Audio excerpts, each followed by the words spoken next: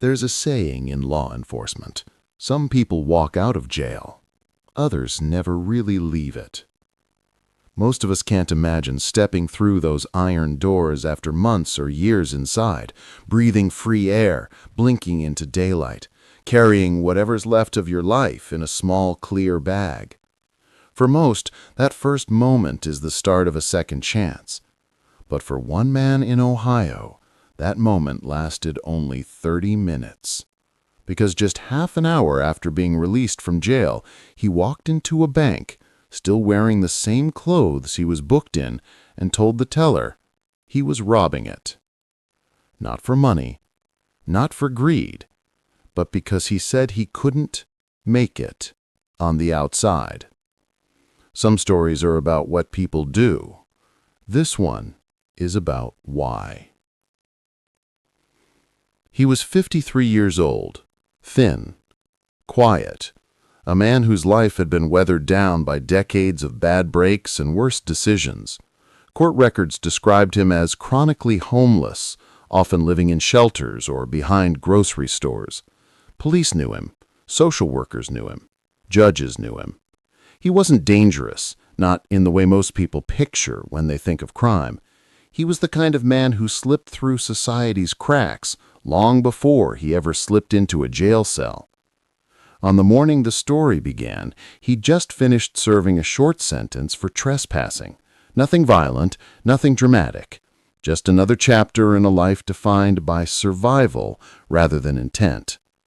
Officers escorted him to the release door at 8:45 a.m. The early sunlight hit him as he stepped outside. No bus pass, no phone, no family waiting, just a plastic bag with his belongings, the same shoes he'd worn the day he was arrested, and a slip of paper saying he was free. Freedom can feel heavy when you have nowhere to go. He walked, slowly, no rush. He knew this town better than most people who lived there. He knew which parks had outlets, which churches handed out sandwiches, and which corners the police patrolled the most. But this time, he didn't walk toward any of those places. He walked toward the Huntington Bank down the street. Inside, morning customers stood in a short line. A mother with a stroller, an older man holding a check, two tellers at their glass counters. The room had that quiet, routine morning stillness that banks always have, until something disturbs it. He approached the nearest teller, a young woman who had only worked there 3 months. Cameras captured the moment he slid a torn piece of paper under the glass. She read it twice before the meaning clicked. It said, "This is a robbery. I have a gun. Give me the money." Except he didn't, and he knew he didn't. She froze. Her hands shook. She'd gone through the training videos, the safety briefings, the panic button instructions. But this wasn't a drill. Someone was telling her she might kill her if she didn't move fast enough. She reached beneath the counter, pressed the silent alarm, and then did exactly what she'd been told to do since day one: comply. He didn't shout, didn't threaten, didn't wave a weapon. He simply waited while she placed a stack of bills into a small envelope. And when she slid it back to him, the camera caught something unusual. He didn't even look inside. He just nodded, said thank you, and walked out the same doors he entered. Not running, not hiding, just walking. Officers were already on the way. Bank robberies trigger an immediate multi-agency response. Patrol cars, detectives, FBI notifications, perimeter units. For a moment, the streets outside filled with the kind of tension you only see when everyone realizes something serious has just happened. But finding him wasn't hard. He didn't hide the money. He didn't flee the scene. He didn't change clothes or duck into an alley. Instead, he walked straight to the lobby of a nearby federal building and waited.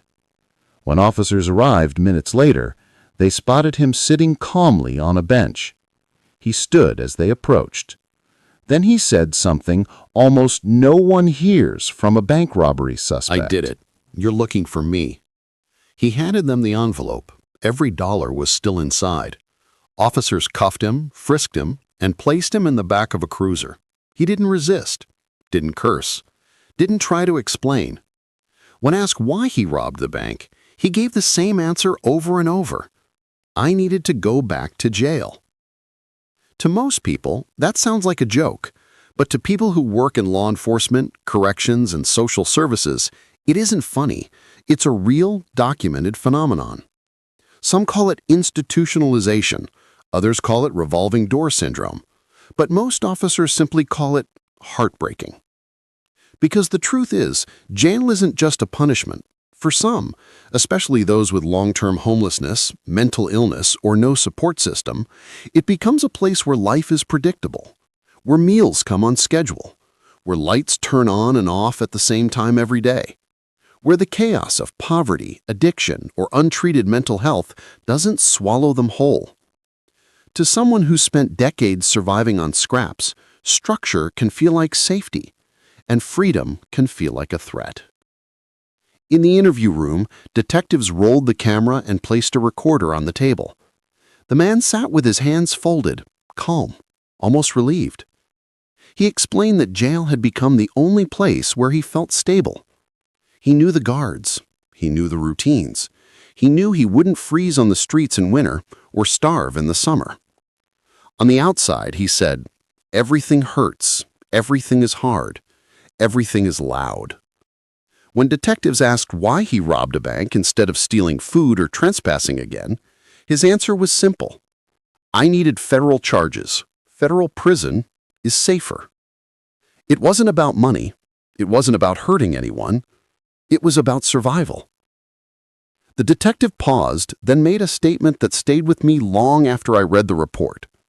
He said he didn't want freedom. He wanted certainty. That's a kind of desperation most of us will never understand. The case quickly made the news, not because of violence, but because of timing. Man robs bank minutes after jail release. The headline seemed almost absurd, like something from a dark comedy. But beneath the jokes on social media, there was a quieter conversation happening, one about the gaps in the system and the people who fall through them. He had no family to call, no safe place to sleep, no job prospects, no medication for the mental health issues noted in his file, and no one waiting on the other side of that jail door. Release doesn't mean relief when the outside world feels like a storm. Legally, the case was straightforward. Federal prosecutors charged him with bank robbery, which carries heavy penalties even when no weapon is used. But many in the courtroom, including the judge, understood the strange tragedy buried underneath the crime. During sentencing, he told the court he was sorry for scaring the teller. He said he wished he could apologize to her directly. He also told the judge that he hadn't eaten in 2 days before his arrest, that he had no shelter, and that he didn't want to die on the streets. The judge responded with something rarely heard in federal court. He said, "I believe you." And with that, the man was sentenced to several years in a federal facility. He thanked the judge. He actually thanked him. There's a moment in every story where you realize you're not watching a crime unfold. You're watching a life unravel. And in this case, the unraveling began long before the robbery. The crime wasn't the beginning. It was the result. The truth is, there are thousands of people across the country caught in the same cycle. People who leave jail or prison with nothing but a plastic bag and a bus ticket, if they're lucky. People battling trauma, addiction, or disorders that went untreated for years. People who don't just fear the future, they fear being forgotten. And every so often, one of them hits a breaking point. Sometimes it looks like a relapse. Sometimes it looks like trespassing. And sometimes it looks like walking into a bank and slipping a note under a pane of glass. There's no excuse for crime. The teller didn't deserve to feel fear. The bank didn't deserve to be targeted. And the officers who responded put themselves on the line without knowing he was unarmed. But acknowledging harm doesn't mean ignoring humanity. This story reminds us that the line between safety and desperation can be paper thin, and that not everyone who commits a crime does it for the reasons we expect. In the end, the man got what he said he wanted: a bed, 3 meals a day, and a roof over his head. But the most haunting part isn't that he returned to prison. It's that prison was the only place he felt he belonged. There's a saying among social workers: people don't choose jail, they choose predictability. And maybe that's the real tragedy here, not the robbery itself, but the world he was released into, a world that had no room, no resources, and no roadmap for him to follow. As viewers, we often focus on the arrest, the takedown, the courtroom drama. But sometimes the deeper story is about what happens before the crime: the losses, the loneliness, the quiet collapse that no body cam ever records. If there's one thing to take from this story, maybe it's this: freedom isn't simple, second chances aren't automatic, and some people don't need punishment, they need help. The detective who interviewed him later said he never forgot the man's final words before being taken to federal custody. He said, "At least now I know where I'll sleep tonight." It's a sentence that's easy to overlook, but once you hear it, you realize something. Sometimes the systems meant to help people back into society don't catch them. They release them, and they fall. The man's name isn't important here. What matters is the story, and the thousands of stories like it that never make headlines. Crime has causes, consequences, and sometimes cries for help hidden inside the choices people make. And in this case, the cry was loudest in the quietest moment, when a man walked into a bank, not for money, but for a place to belong. As officers drove him back to a facility he once hoped to